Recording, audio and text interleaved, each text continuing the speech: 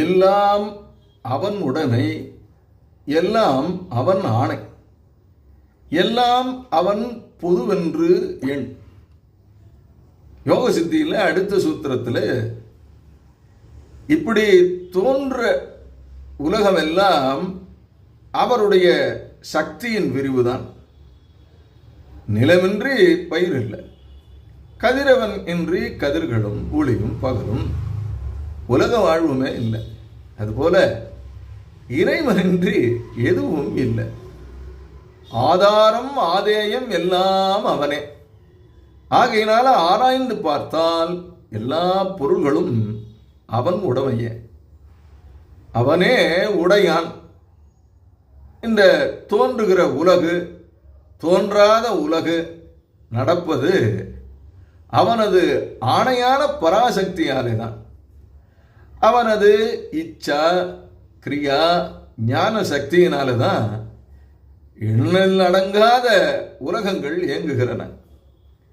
எல்லாம் அவனே. உருப்பொருட்களுக்கு கருப்பொருளாய் இருப்பவர், உடல்களில் உயிராகவும் உயிர்களில் உயிருக்கு உயிரான சுத்த ஆன்மாவாகவும் நிறைந்தவன் அவனே. இயற்கை உலகம் ஒரு மின்பொறி, இறைவன் அருள் மின்சாரம். அந்த பொறி எத்தனை கோடி வியன்களை செய்தாலும் எல்லாம் அந்த மின்சாரத்தினுடைய வலிமையினால் தானே. எல்லாம் அருளால் ஆக்கி அழித்து மாற்றி புதுக்கும் இறைவன் அனைத்திற்கும் பொதுவாக எங்கும் நிறைந்திருக்கிறான். அவனை எண்ண வேண்டும், தியானம் செய்ய வேண்டும். தியானத்தை நாம் உள்ளாக தியானத்தால நாம் அவரை உள்ளுக்குள்ள உணரலாம். அடுத்தபடியாக பெயர்வடி ஆதியவாம் பேதம் கடந்த உயர் பொருள் ஒன்று உண்டென்று உணர். நாம் பல பெயர்களை கேட்கிறோம், பல வடிவங்களை பார்க்கிறோம். அதெல்லாம் பல வேறுபாடுகளை உடையது. ஆனால் இவற்றையெல்லாம் கடந்த உயர்ந்த பரம்பொருள் ஒன்று உண்டு. அதை உள்பக்கமாக குவிந்த தியானத்தால உணர வேண்டும். நட்சத்திரங்கள் பல்லாயிரக்கணக்காக இருக்கு, ஆனால் ஆகாயம் ஒன்றுதான். பூக்களினுடைய பெயர் வடிவுகள் எல்லாமே பல, ஆனால் அதில் இருக்கக்கூடிய பூந்தேன் அது ஒன்றுதான். ஒரே சூரியனுக்கு பல மொழிகளில் விதவிதமான பெயர்கள் வழங்கப்படுகிறது. ஒரே மின்சாரமே மணி அடிக்கவும் ஒளியேற்றவும் காற்றை ஆட்டவும் சூடேற்றவும் குளிராக்கவும் பயனாகிறது. மிட்டாய்கள் பல பெயர் வடிவானாலும் இனிப்பு ஒன்றுதானே. உடல்கள் பலவானாலும் அனைத்தையும் ஆளும் சுத்த சக்தி ஒன்றுதான். ஒரே அணு சக்தியே ஐம்பூதங்களாக விளங்குகிறது. பலர் பற்பலவாக பாரில் பகர்வர் உன் ஒருவன் என்றே உணர். உலகத்தில் பல சமயத்தார்கள் பல பலவிதமாக இறைவனை பற்றி சொல்லுகிறார்கள். ஆனால் உள்ள பொருள் ஒன்றுதான். இந்த ஒன்றையே ஈஸ்வரன், அல்லாஹ், பரமபிதா, யெகோவா, சிவன், விஷ்ணு என்று பலவிதமாக பாவிக்கிறார்கள். கொழுக்கட்டை பலது இருக்கிறது, பூரணம் ஒன்றுதானே.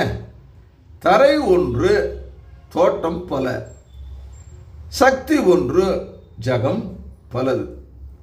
உள்ள பொருளை அறிந்தால் பேத புத்தி நீங்கும்.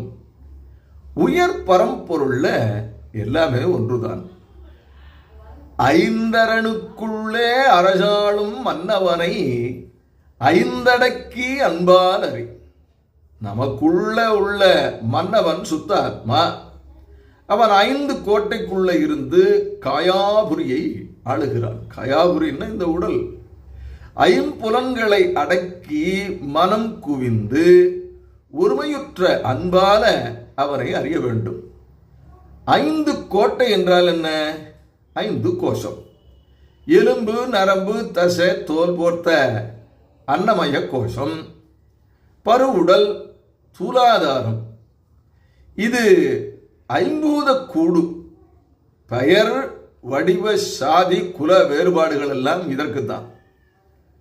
அடுத்தபடியா பிராணமய கோஷம், வீரிய தேகம், உயிர் உடல், இது நாடிகளினுடைய பின்னல், பிராணவாயுவும் கர்மேந்திரியமும் கூடியது, பசி தாகம் காமம் வெகுளி முதலிய தினவுகளை இயக்கத்தை கொண்டது.